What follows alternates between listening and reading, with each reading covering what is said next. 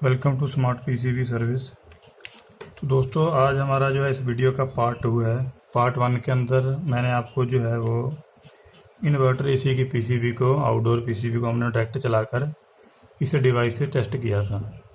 तो आज की वीडियो में हम टेस्ट करने वाले हैं हमारा ये हायर का सिंगल डोर का पीसीबी है। ये पीसीबी गोदरेज में भी आता है और एक दो और ब्रांड में भी ये आता है। यहाँ पर हमारे पास आज एक एलजी का पीसीबी बोर्ड है और एक है हमारे सैमसंग का। और सैमसंग के जितने भी डबल डोर पीसीबी हैं जिनके अंदर कम्युनिकेशन होता है, वो हम ऑलरेडी जो है फर्स्ट वीडियो में टेस्ट कर चुके हैं। तो वो कम्युनिकेशन जो है वो सभी पीसीबी में काम करेगा, चाहे वो पीसीबी इस तरह की हो। अगर आप देखेंगे तो ये साइड डोर का पीसीबी है, तो ये हमारा जो इसे हमने प्रोग्राम किया है तो वो इसमें भी काम करेगा। और ये डबल डोर का पीसीबी है तो इसमें भी सेम ही काम करेगा। और इस तरह का अगर पीसीबी आपके पास आता है जिसके अंदर कम्युनिकेशन होता है, तो उस पीसीबी में भी ये काम करेगा हमारा मॉड्यूल। इनके अलावा जिन पीसीबी बोर्ड में फ्रिक्वेंसी चलती है तो उसके लिए हमने इस डिवाइस को अपडेट किया है। और इस वीडियो के अंदर मैं आपको और भी कुछ बताना चाहूँगा कि आप देखेंगे इस बार मैंने यहाँ पे एक पोटेंशियोमीटर लगा रखा है, जिससे हम फ्रिक्वेंसी जो है वो 30 हर्ट्ज से लेके 10 किलो हर्ट्ज तक फ्रिक्वेंसी जो है वो कंट्रोल कर सकते हैं। और एक हमने यहाँ पे लगा रखा है ऑप्टो कपलर। तो जो भी टेक्नीशियन हमसे ये बाय करेंगे तो उनको साथ में जो है वो डायग्राम इसका दिया जाएगा कि कौन सी इसकी पिन इनपुट है और कौन सी पिन जो है वो ट्रिगर करने वाली है। तो वो पूरी डायग्राम आपको मिलेगी कि कैसे आपको बनाना है। बेसिकली सिर्फ आपको एक ऑप्टो कपलर ही लगाना है। अगर आप इससे फ्रिक्वेंसी भी कंट्रोल करना चाहते हैं तो आप इसमें भी लगा सकते हैं, नहीं तो ये वाला फंक्शन हमने हमारे ESP जो प्रोग्रामर हमने बनाया था EPROM उसमें भी डाला हुआ है, तो आप वहाँ से भी यूज़ कर सकते हैं। और दूसरी बात, जो टेक्नीशियन पहले से हमारे पास जो है वो कोर्स ले चुके हैं पीसीबी रिपेयर का, या फिर वो इंडक्शन की पीसीबी है या फिर रेफ्रिजरेटर की, तो उनको जो है इस डिवाइस के ऊपर 300 से 400 रुपये का डिस्काउंट रहेगा। तो सबसे पहले शुरू करते हैं, हम देखते हैं कि इसे हम फ्रिक्वेंसी कैसे कंट्रोल करेंगे। तो सबसे पहले हम इस आर्डिनो नैनो को करेंगे ऑन। तो यहाँ पर हमारा नैनो ऑन हो चुका है। तो इसकी 12 नंबर पिन जो है वो हमने आउटपुट रखी हुई है। तो आप देखेंगे तो अभी यहाँ पर कोई भी सिग्नल नहीं है। जब तक हम इसे ट्रिगर नहीं करेंगे यहाँ से हमें कोई भी फ्रिक्वेंसी आउटपुट में नहीं मिलेगी। तो इसके ट्रिगर करने के लिए हमने जो है D6 पिन को सिलेक्ट किया है। तो अगर आप देखेंगे तो हमारे पास यहाँ पर फ्रिक्वेंसी आउट होनी शुरू हो गई। तो अभी हमारे पास जो है वो 50-54 हर्ट्ज के आसपास में हमारे पास आ रहे हैं। जैसे जैसे हम ये पोटेंशियोमीटर को घुमाएंगे तो आप देखेंगे तो धीरे धीरे हमारी फ्रिक्वेंसी जो है वो बढ़ रही है। यहाँ पर 86 हर्ट्ज हो चुके हैं। आपको थोड़ा नज़दीक से दिखा देता हूँ। अब हम जो है इसे मैक्स करके देखेंगे। तो अगर आप देखेंगे ये हमारी जो है मैक्स चलेगी है 9.7 किलो हर्ट्ज पर। तो इससे हम जो है हमारी सैमसंग की जो पीसीबी है ये वाली, इसे हम टेस्ट कर सकते हैं। तो फिलहाल अभी हम इसे जो है वो 50% पर जो है वो सेट कर देते हैं। जब आप इसे लो करेंगे तो ये 50% पर ही जो है वो आ जाएगा।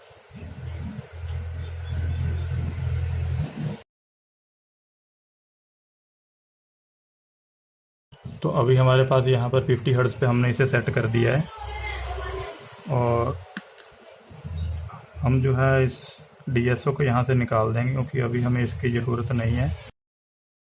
पहले हम टेस्ट करेंगे हमारा ये हायर वाला कहें या फिर आप कहें कि गोदरेज वाला पीसीबी है, इसे टेस्ट करेंगे। तो इसे टेस्ट करने के लिए सबसे पहले हम इसे देंगे पावर सप्लाई। तो आप देखेंगे मैंने इस ऑप्टो कपलर की जो एनोड कैथोड पिन है यहाँ पर इसके एनोड और कैथोड के साथ में कनेक्ट कर रखी है, चाहे वो AC पीसीबी हो या फिर कोई भी हमारा रेफ्रिजरेटर का पीसीबी हो, तो सेम ही कनेक्शन होने हैं। इस ऑप्टो कपलर का मीटर कलेक्टर हमें हमेशा यहाँ पर हमें फ्रिक्वेंसी देनी है उसके मीटर और कलेक्टर से कनेक्ट कर देना है, और उस कुछ भी छेड़छाड़ पीसीबी में हमें नहीं करनी है।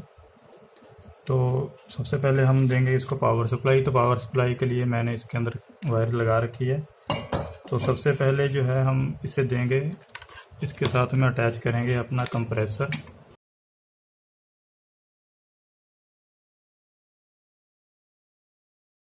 यहाँ पर अब हम इसे देने वाले हैं फ्रीक्वेंसी। तो अगर हम देखेंगे ये ऑप्टोकपलर की कैथोड पिन है, तो इसे हम कर देंगे यहाँ पर ग्राउंड।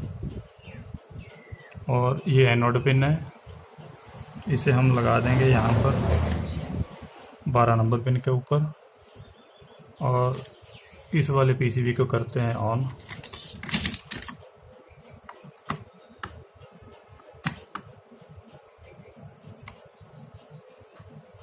तो यहाँ पर हल्की सी एलईडी ग्लो हो रही है, तो ये पीसीबी ऑन हो चुका है। लेकिन जब तक हम इसे ट्रिगर नहीं करेंगे, ऑन नहीं करेंगे, तब तक ये कोई भी फ्रिक्वेंसी आउट नहीं करेगा। तो उसके लिए हमने ग्राउंड से एक जंपर वायर लगा रखी है। तो हम जो है वो D6 को जैसे ही ग्राउंड करेंगे तो ये D12 से हमें आउटपुट देने लगेगा फ्रिक्वेंसी। तो यहाँ पर हमने फ्रिक्वेंसी दे दी है और आप देखेंगे तो कंप्रेसर ने झटका लिया और हमारा कंप्रेसर जो है वो ऑन हो गया। अभी हमारा कंप्रेसर जो है दोस्तों वो चल रहा है।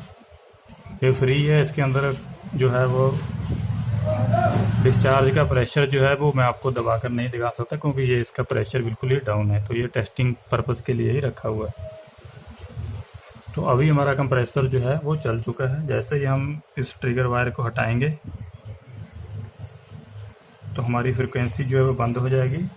लेकिन ये कुछ सेकंड तक हमारा कंप्रेसर जो है वो चलेगा, इसके बाद जो है ये बंद हो जाएगा।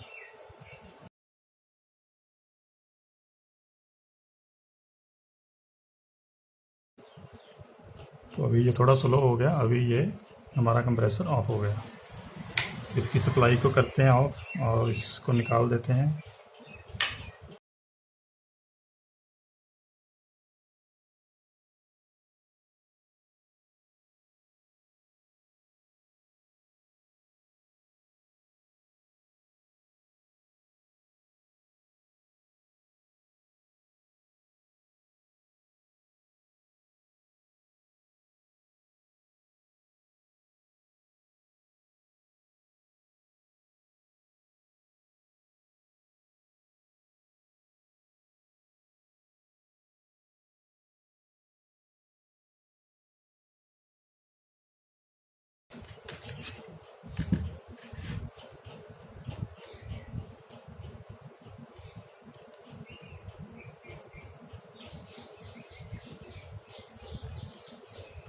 तो सेम टू सेम हमारे कनेक्शन जो है बिल्कुल ऐसे ही रहेंगे। एनोड और कैथोड को हमें छोड़ देना है। यहाँ पर सिर्फ इसके मीटर और कलेक्टर पर हमारे इस ऑप्टो कपलर की ये 2 पिनों को हमें शोल्डर कर देना है।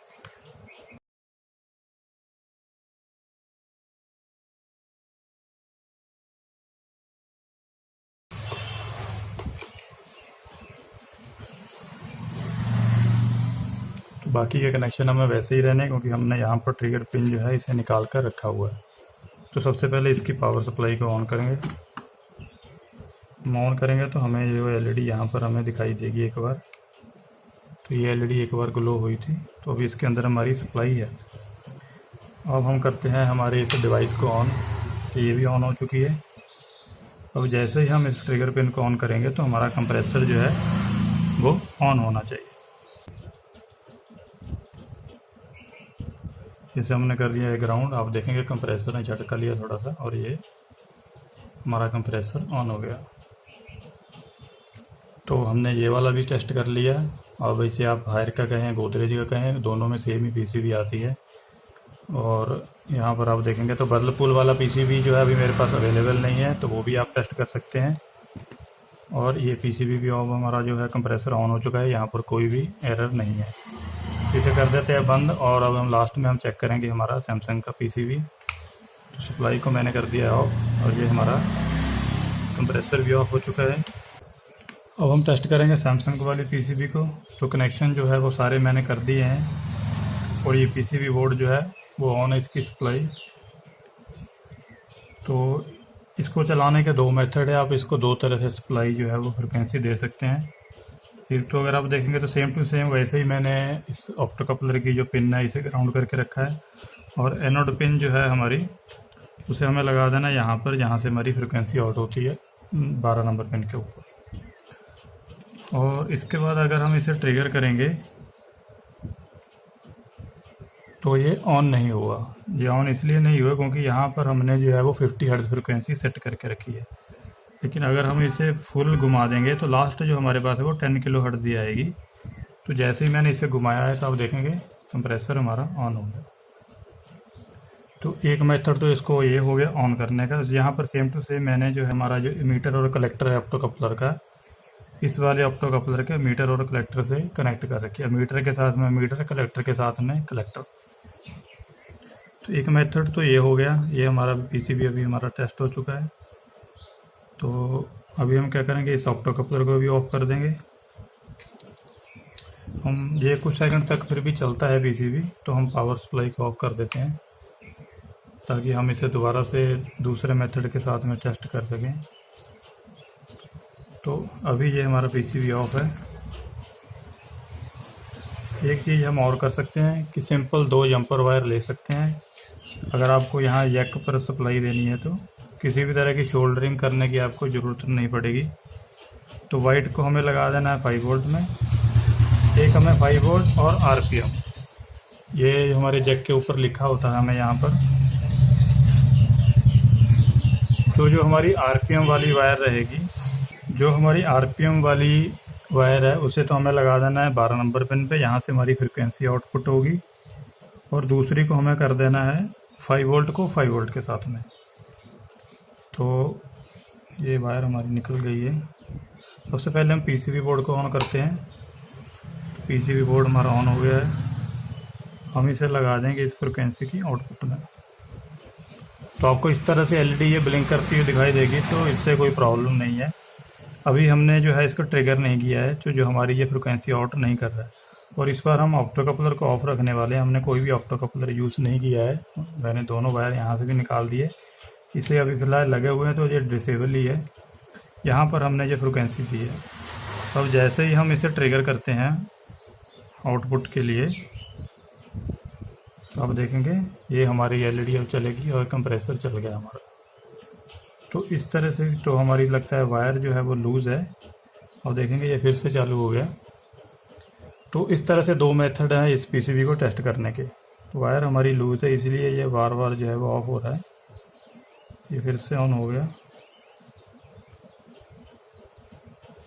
तो आप चाहे तो जंपर वायर से भी डायरेक्ट ऐसे चेक कर सकते हैं, नहीं तो ऑप्टो कपलर के थ्रू भी आप इसे टेस्ट कर सकते हैं। तो आपने देखा कि ये जो डिवाइस है ये हमारे एसी पीसीबी को भी डायरेक्ट स्टार्ट देती है।